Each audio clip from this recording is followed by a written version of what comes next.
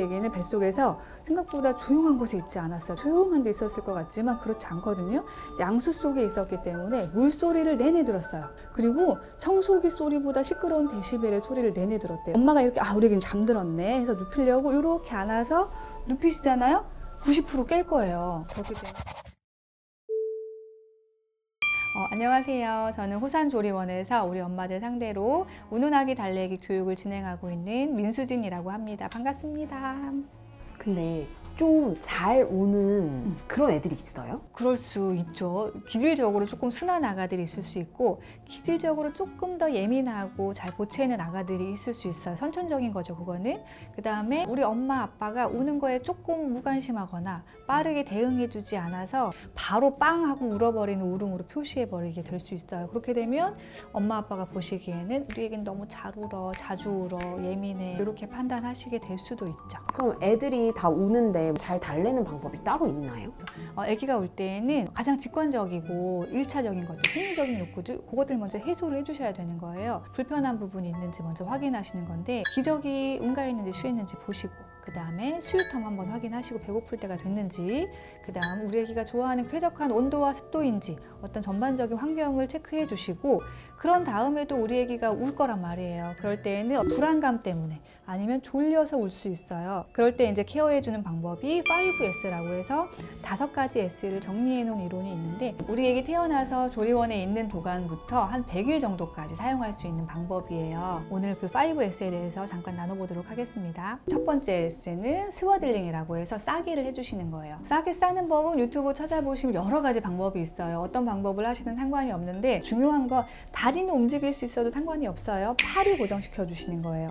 근데 싸실 때 이 상태로 싸시면 안 돼요. 아기가 조금 울다가 이렇게 바둥바둥 하면 금방 풀어질 수가 있고 책에 보면 아빠의 악력의 힘으로 싸주라고 되어 있어요. 그만큼 야무지게 단단하게 싸주셔야 돼요. 엄마들 같은 경우에는 싸게 쌌더니 아기가 버둥버둥 거려요. 불편한 것 같아요 라고 인식하시는 분들이 있는데 그렇지 않아요. 싸게 때문에 우는 게 아니라 그냥 울고 있는 상태이기 때문에 바둥거리는 거지 싸게 때문이 아니에요. 아기가 손에 힘을 주고 있으면 살짝 눌러서 힘을 뺄 때 일자로 만들어 주시고 이쪽 손도 일자로 만들어 주신 다음에 싸주셔야지 잘 풀어지지 않고 야무지게 효과를 발휘할 수가 있어요. 이렇게 아기를 쌌어요. 쌌을 때 이렇게 발 부분을 처음부터 올려서 싸는 경우들도 많고 제가 싼 것처럼 오픈 개방형으로 싸는 경우도 많은데 저는 그냥 이렇게 싸시라고 해요. 왜냐하면 우리 애기들은 어렸을 때 특히 지금 시기부터는 스킨십이 많으면 많을수록 좋아요. 스킨십은 언제나 옳거든요. 스킨십을 많이 해준 아가가 지능 발달도 많이 된다는 연구 결과가 있기 때문에 항상 요거 애기 수유할 때에도 발바닥도 간지럽혀 주시고 발 마사지도 해주시고 이렇게 오픈형으로 싸시는 것이 훨씬 활용도가 높을 수가 있어요. 그 다음 단계가 사이드 앤 스터먹이라고 해서 안아주는 건데 우리 엄마들 보통 이렇게 앉는 첫째 엄마들 많으세요. 초보 엄마들. 요 자세 우리 애기가 제일 싫어하는 자세예요. 하늘 보고 안아서 그래요. 우리 어렸을 때 키 클 때 꾸는 꿈 있죠? 떨어지는 꿈. 그 꿈처럼 우리 애기가 이제 거의 무중력 상태의 양수 속에 있다가 중력을 경험하는 거기 때문에 하늘을 보고 누우면 수면으로 훅 꺼지는 느낌이 난다고 해요. 그래서 우리 아가들은 아직은 이 가슴팍과 배를 엄마한테 붙여서 이렇게 밀착해서 옆으로 안아주는 자세를 훨씬 좋아해요. 그 다음에 좋아하는 자세가 이렇게 우리 트림시킬 때 하는 이 자세 있죠?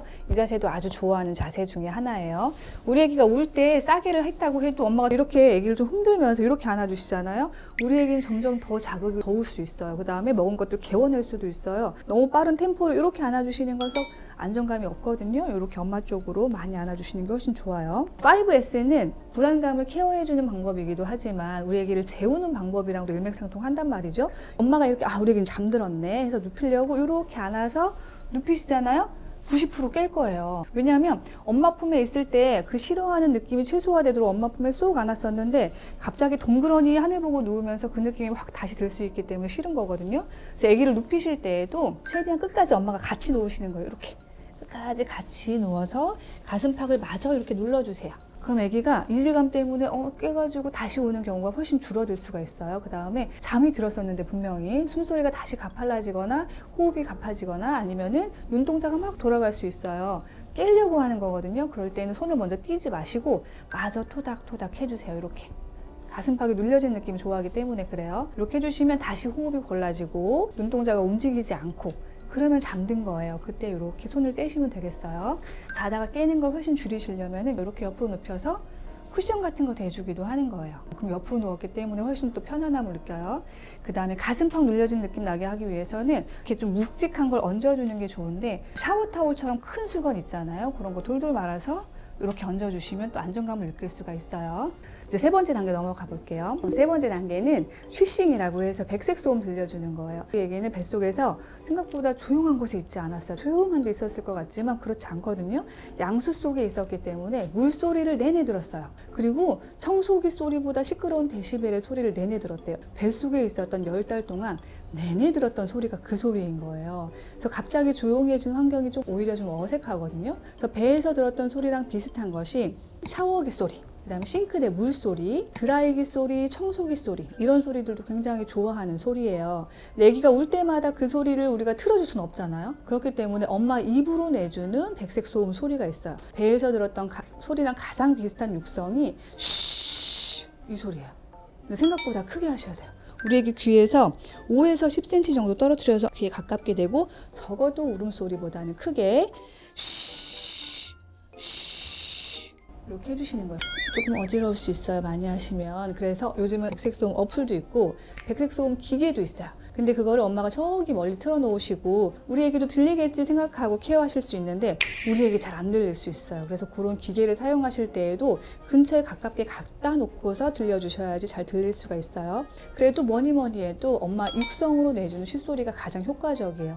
왜냐면 애기가 조금 크게 울면 나도 더 크게 해주고, 애기가 점점 진정이 되면 나도 같이 작아지시는 거예요. 좀 애기가 좀 빨리 운다 그러면 엄마도 조금 템포를 빨리 해주시고, 애기의 컨디션에 나의 쉿소리를 최적화시켜 줄 수가 있기 때문에 엄마 입으로 내준 쉿소리가 가장 효과적일 수 있다. 이렇게 쉬 소리 내주시면서 제가 자연스럽게 둥가둥가를 하게 된단 말이에요.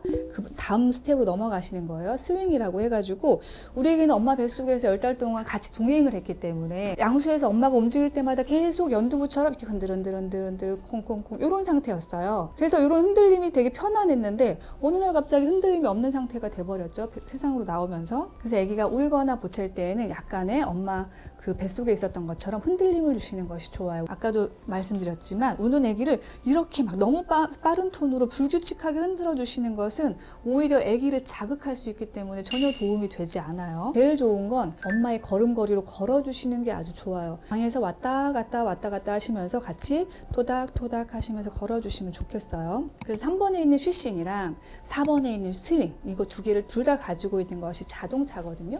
자동차는 엔진 소리도 있고 떨림도 있기 때문에 우리 애기들 대부분의 아가들이 차를 타면 잘 잘 수 있어요. 그러니까 차를 타면 육아하시는 내내 아주 편할 수 있어요. 하지만 일부 종종 보면 차만 타면 우는 애기가 있어요. 차를 탔을 때 좋은 경험들, 기분 좋은 경험들을 초반에 시켜주시는 것이 아주 중요한데, 지금 낮잠을 한숨 아주 잘 잤어. 잘 자고 났는데 엄마가 차를 태워서 이동하게 되면 우리에게 막 올 수 있죠. 보챌 수 있어요. 하지만 집에서 놀다가 낮잠 잘 시간이 됐어요. 그럴 때 차를 태우고 기분 좋게 꿀잠 한번 자고 나면 우리에게는 차에 대한 좋은 기억이 생겨버리기 때문에 차만 타면 잘 잘 수 있는 아가로 내내 키우실 수가 있어요.